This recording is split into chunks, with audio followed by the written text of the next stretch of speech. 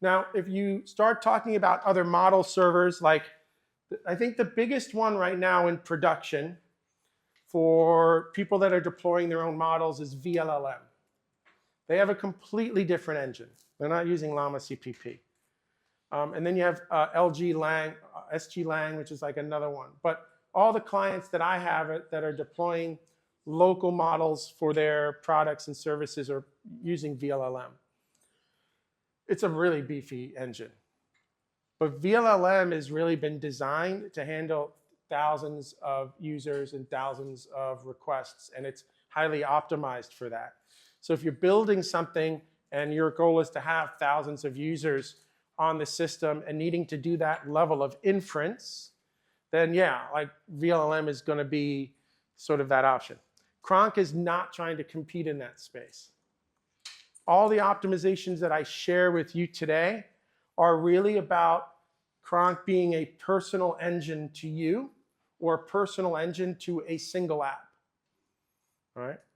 And because of that, we can do some really interesting optimizations that would allow your app to run faster than if it was using VLLM.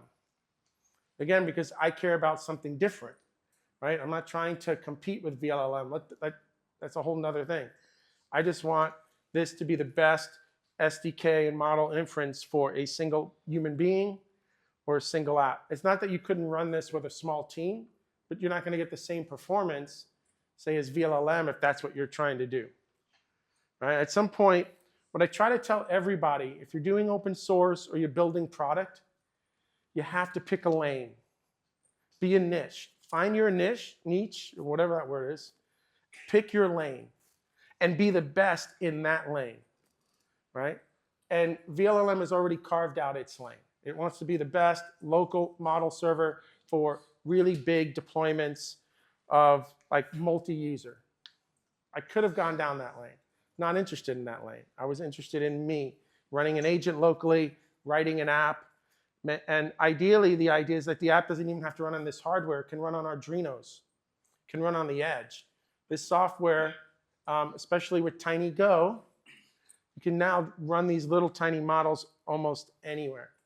And from a Kronk perspective, it is optimized for that one app, for that one interaction that you're having. And I'll explain to you where those optimizations come from.